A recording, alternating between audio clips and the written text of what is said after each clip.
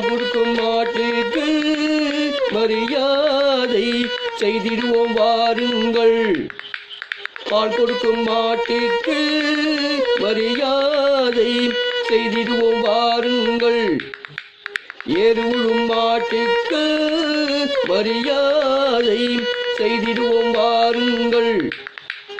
ஏறு உழும் மாட்டுக்கு மரியாதை செய்திடுவோம் வாருங்கள்.